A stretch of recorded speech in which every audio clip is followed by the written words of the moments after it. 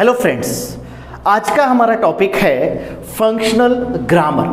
अभी functional grammar क्या है? अभी तक हमने जो भी ग्रामर पढ़े हैं ना, उस ग्रामर को सेंटेंस में कैसा यूज करना है। अब सबसे पहले हम देखेंगे कि पार्ट्स ऑफ स्पीच। हमें पता है पार्ट्स ऑफ स्पीच कितने हैं, लेकिन उस पार्ट्स ऑफ स्पीच को फंक्शनल कैसा बनाया जाए, इस वीडियो के माध्यम से हम लोग देखने वाले। सबसे पहले तो मैं आपको ये बताऊंगा कि ये जो लैंग्वेज होता है, जो हम बोलते हैं, जो मैं बोल रहा हूं, जो आप सुन रहे हो, जो सुन के समझ रहे हो, ये कैसा फॉर्म होता है। लैंग्वेज फॉर्म करने के लिए हम क्या करते हैं, डिफरेंट वर्ड्स यूज करते हैं। ये वर्ड्स, ओके, इस वर्ड्स को हम क्या करते हैं, फ्रेज बनाते हैं। फ्रेज, क्योंकि आपको पता है विदाउट फ्रेजेस जो है ना सेंटेंस बिल्ड नहीं होता। ओके, फिर ये फ्रेज को हम क्या करते हैं, एक फ्रेज का क्लॉज बनाते हैं और एक क्लॉज यूज करके सेंटेंस, और जब मैं बात कर रहा हूं तो अलग अलग प्रकार के सेंटेंसेस बना के मैं बात कर रहा हूं। ठीक है, अभी देखो ये वर्ड जो है, वर्ड किससे बनता है, तो हम कुछ सिंबल्स यूज करते हैं, सिंबल्स, और उस सिंबल्स को हम बोलते हैं लेटर्स। उस सिंबल्स को हम लेटर्स बोलते हैं। और ये लेटर्स कितने होते हैं, 26 लेटर्स होते हैं। और ये क्या होता है, 26 लेटर्स का एक सेट होता है, एक यूनिट होता है, और इस यूनिट को हम बोलते हैं अल्फाबेट। ओके, ये अल्फाबेट ये नहीं, देखो एक बात ध्यान में रखना है, अल्फाबेट का प्लूरल नहीं होता है। अगर हम अल्फाबेट्स बोले तो ये अलग अलग लैंग्वेज हो जाता है, लेकिन जब हमें ये सेट ऑफ 26 लेटर्स का बात करना है, तो जब हम सेट बोलते हैं तो इसको सिंगुलर मानना चाहिए। ठीक है, अभी जो ये 26 लेटर्स है, इस 26 लेटर्स को हम डिवाइड करते हैं दो काइंड में। एक होता है वॉवेल और दूसरा होता है कंसोनेंट्स। वॉवेल कितने होते हैं ये आपको पता है, और कंसोनेंट जो है वॉवेल 5 होते हैं, और बाकी 21 जो है वो होते हैं कंसोनेंट। और ये 26 लेटर्स जो है ये 44 साउंड्स प्रोड्यूस करते हैं।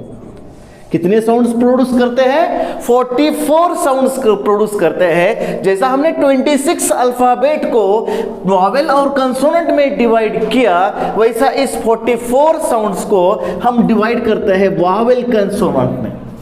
इसके वॉवेल होते हैं 20 जो है वह वॉवेल साउंड होते हैं, और 24 जो है वो कंसोनेंट साउंड की बात कर रहा हूं मैं यहाँ पे, साउंड।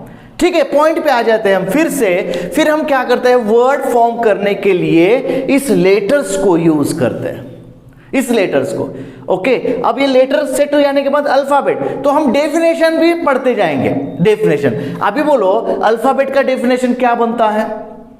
अल्फाबेट का डेफिनेशन लिख लो, नोटबुक और पेन साथ में लेके आपको बैठना है। जो भी इंपॉर्टेंट लगे वो आपको लिख लेना है और समझ लेना है। और कोई प्रॉब्लम आ गया, कोई डिफिकल्टी आ गया, तो आप कमेंट बॉक्स में मुझे क्वेश्चन पूछ सकते हो, नो प्रॉब्लम, आपको आंसर मैं दे दूंगा, मिल जाएगा आंसर आपको। तो ठीक है, ये हो गया आपका लेटर्स। कितने लेटर्स होते हैं, 26 लेटर्स। अभी अल्फाबेट जो है, अल्फाबेट का डेफिनेशन क्या बनेगा। देखो डेफिनेशन जो है ना खुद का बनना चाहिए। डेफिनेशन जो है ना उस कंटेंट का पूरा अर्थ होना चाहिए। तो अल्फाबेट का डेफिनेशन क्या बनेगा, a set of 26 letters called alphabet. देखो फिर से बोल रहा हूं, कोई अगर पूछे आपको कि अल्फाबेट्स कितने होते हैं, तो वो सेंटेंस में एरर आ जाएगा, क्योंकि अल्फाबेट्स नहीं होते हैं तो अल्फाबेट होता है। क्योंकि हम इसको सेट बोलते हैं, सेट ऑफ 26 लेटर्स बोलते हैं। मतलब जब हम सेट कंसिडर कर रहे हैं तो जिसे हम सेट बोलते हैं वो सिंगुलर होगा, प्लूरल नहीं होगा। ठीक है, फिर इस अल्फाबेट को हम यूज करके, मतलब अल्फाबेट में क्या हो गया, वॉवेल भी आ गया और कंसोनेंट भी आ गया, तो इनको यूज करके हम वर्ड फॉर्म करते हैं। ओके, कुछ लेटर्स लेते हैं, कुछ वॉवेल्स लेते हैं और कुछ कंसोनेंट्स लेते हैं। अभी मानो ये इसमें क्या हो गया, इसमें वॉवेल भी है और कंसोनेंट भी है। इसका कोई मतलब बना है क्या? मैं यहाँ पे लिख दिया नर, NUR नर, तो आप बोलेंगे सर व्हाट इज दिस, ये नर क्या है? नर हमने नहीं सुना, इंग्लिश में कोई वर्ड नहीं होता है नर। क्यों? क्योंकि ये तो ग्रुप ऑफ लेटर्स है, और मैंने ये कहा है कि ग्रुप ऑफ लेटर्स जो है एक वर्ड बनता है, बराबर है। फिर ये वर्ड बना क्या? ये वर्ड नहीं बना। वर्ड बनाने के लिए ग्रुप ऑफ लेटर्स को जो है सिस्टमेटिकली, सिक्वेंसली लगाना पड़ता है, जो कि मीनिंग कन्वे करे। फिर डेफिनेशन क्या बनेगा वर्ड का? Yes, a meaningful group of letters called word. मतलब क्या होना चाहिए? ओनली ग्रुप ऑफ लेटर्स का वर्ड नहीं बनेगा, उसको आप क्या करना चाहिए? ऐसा ग्रुप ऑफ लेटर बनाना चाहिए कि मीनिंग उसका कुछ, सामने वाला जो सुन रहा है उसको कुछ ना कुछ समझे। अगर इसके जगह पे मैं अगर रन बोला तो सामने वाला क्या करेगा? भाग जाएगा यहां से। भागेगा? नहीं भागेगा। मैंने बोला कि रन, और उसको क्या समझ में आएगा? हे कोई तो आ रहा है इसलिए हमें भागना है। तो मतलब ये जो है मैसेज, ये वर्ड कन्वे कर रहा है, उसे समझ में आ रहा है। नहीं तो मैं अगर नर ऐसा बोल दिया तो वो भागेगा क्या? वो नहीं भागेगा, वो सोचने लगा अरे क्या बोल रहे सर, क्या बोल रहे सर। तो देखो इतना पावर जो होता है वो वर्ड में होता है, लेकिन उसका मीनिंग जो है वो मीनिंग निकलना चाहिए, बराबर है। तो ये हो गया हमारा वर्ड। वर्ड का भी डेफिनेशन मैंने बोला, okay. A group of meaningful letters is called a word. ये होता है डेफिनेशन वर्ड का। फिर इन वर्ड को हम क्या बनाते हैं? इस वर्ड का फ्रेजेस बनाते हैं, फ्रेजेस। अब ये फ्रेजेस कौन से फ्रेजेस होते हैं? देखो फ्रेज क्या होता है? A group of letters which make sense but not complete sense. Okay, मैं बोला behind the bar, behind the bar. ये बिहाइंड द बार क्या है? बार के पीछे, बराबर है। ये बिहाइंड द बार मींस इसमें कितने वर्ड है? 3 वर्ड है, 3 वर्ड है। और इसका मतलब क्या होता है? बार का मतलब होता है जो क्या बोलते हैं? जेल होता है ना, जेल। जेल में सलाखें होते हैं, उस सलाखों को बार बोलते हैं। बिहाइंड द बार बोले तो किसी को जेल में डालना। अभी आपको तो समझ में आ गया जेल में डालना, लेकिन किसको, कब, कैसे? ये मतलब ये ग्रुप ऑफ लेटर है, वो कुछ मीनिंग्स बना रहे हैं लेकिन पूरा मीनिंग नहीं बना रहे हैं, इसको हम बोलते हैं फ्रेज। अब कौन कौन से फ्रेज होंगे सेंटेंस में? नाउन फ्रेज होगा, ओके। अभी मैं एक एग्जांपल के तौर पे लिखता हूं यहां पे, ही कैचेस। ही कैचेस, क्या कैचेस? अ बॉल मैंने अगर लिखा। अभी बोलो ही क्या है? ही एक प्रोनाउन है। प्रोनाउन जब सेंटेंस की शुरुआत प्रोनाउन से कर रहे हैं तो ये बन गया हमारा सब्जेक्ट, ये सब्जेक्ट बन गया, ओके। और फ्रेज की बात करें तो ये क्या बन गया? ये नाउन फ्रेज बन गया, नाउन फ्रेज बन गया। अब ये कैचेस जो है, कैचेस क्या है? ये वर्ब है, क्योंकि एक्शन बता रहे हैं, एक्शन बता रहे हैं, ओके। तो ये वर्ब हो गया। वर्ब सिंगुलर है या प्लूरल है? तो वर्ब ये सिंगुलर है क्योंकि हमने ईएस लगा दिया। देखो सब्जेक्ट वर्ब एग्रीमेंट आपको पता है, अगर वर्ब सब्जेक्ट सिंगुलर होता है तो वर्ब भी सिंगुलर होता है, सब्जेक्ट प्लूरल होता है तो वर्ब प्लूरल होता है। तो ये बात समझ में आना चाहिए आपको कि वर्ब जो है सिंगुलर प्लूरल भी होता है। हमने ये सुना है कि कॉमन नाउन जो होता है, कॉमन नाउन का सिंगुलर प्लूरल होता है, लेकिन ये भी बात ध्यान रखना है, जैसा कॉमन नाउन का सिंगुलर प्लूरल होता है वैसा वर्ब का भी सिंगुलर प्लूरल होता है। और बेसिकली जो वर्ब होते हैं वो प्लूरल फॉर्म में होता है। फॉर एग्जाम्पल मैंने बोला टीच, ये टीच क्या है? प्लूरल फॉर्म ऑफ वर्ब है। और इसको अगर मुझे सिंगुलर बनाना है तो मुझे ईएस लगाना पड़ेगा, जैसा कि कॉमन नाउन को यस, ईएस और आईईएस लगाने से प्लूरल बनता है, वैसा वर्ब को ईएस, आईईएस और यस लगाने से सिंगुलर बनता है। दोनों का क्रॉस कनेक्शन है, दोनों का क्रॉस कनेक्शन है, कंफ्यूज नहीं होना है। और ये singular plural only and only हम सिंपल प्रेजेंट टेंस में ही यूज करते हैं। चलो come to the point, point पे आते हैं। अभी फ्रेज की बात कर रहे हैं हम लोग। फ्रेज का क्या डेफिनेशन बन गया?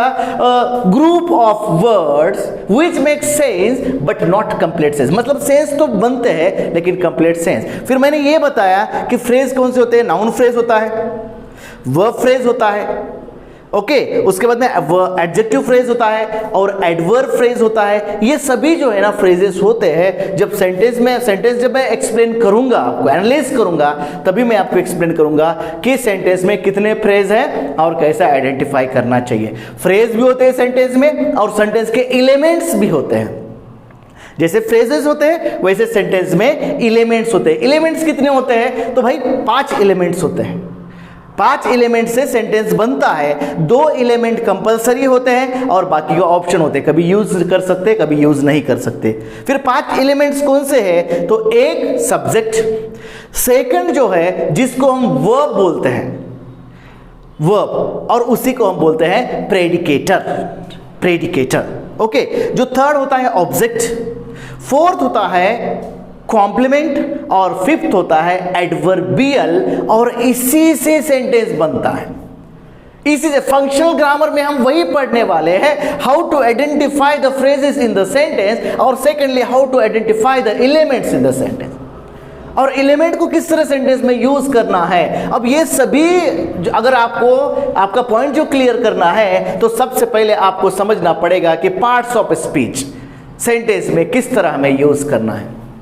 ठीक है, अभी पॉइंट पे आते हैं। हमने फ्रेज देखा, अभी ये फ्रेज को यूज करके ये अलग अलग फ्रेजेस है। देखो ही यहाँ पे फ्रेज बन गया है। फ्रेज का मतलब एक वर्ड भी फ्रेज बनता है और एक से ज्यादा वर्ड्स भी फ्रेज बनते हैं। ये बात आपको ध्यान में रखना है। फिर ये फ्रेजेस को यूज करके हम बनाते हैं इसका क्लॉजेस।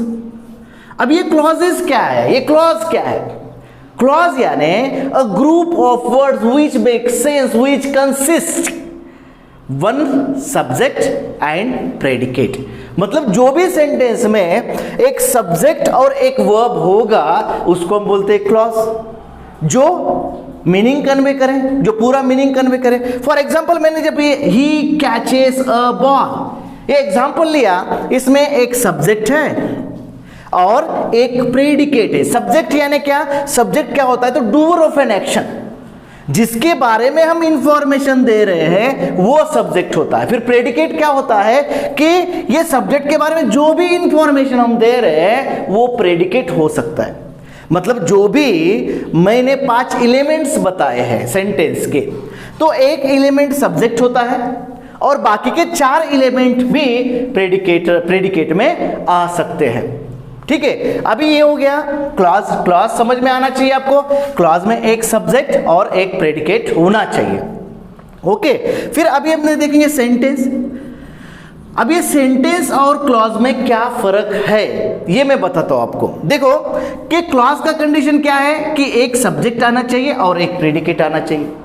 सेंटेंस में क्या होता है? एक सब्जेक्ट और एक प्रेडिकेट भी आ सकता है, 2 सब्जेक्ट और 2 प्रेडिकेट भी आ सकते हैं सॉरी, तो ये इसमें आ सकते हैं।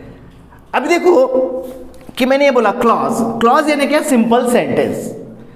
ओके, सेंटेंस यानी क्या? सिंपल सेंटेंस भी हो सकता है, कॉम्प्लेक्स सेंटेंस भी हो सकता है, कंपाउंड सेंटेंस भी हो सकता है, उसी को हम सेंटेंस बोलते हैं। मतलब देखो clause can become a sentence, clause can become a sentence, clause sentence बन सकता है। लेकिन मैं अगर कंपाउंड सेंटेंस लिया, कंपाउंड सेंटेंस यानी क्या होता है कि 2 क्लॉज होते हैं और उसको कंजंक्शन से कनेक्ट किया जाता है, उसको बोलते हैं कंपाउंड।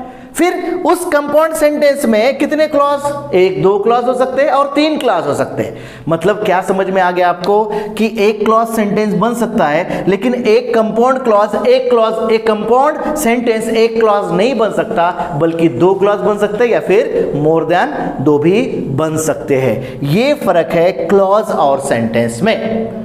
अब ये अगर समझ में आ गया तो इसके बाद ये तो जस्ट जनरल आपको इंफॉर्मेशन था। अभी हम मेन टॉपिक को हाथ लगाते हैं। वो टॉपिक हमारा होगा पार्ट्स ऑफ स्पीच। अब देखो पार्ट्स ऑफ स्पीच क्या है?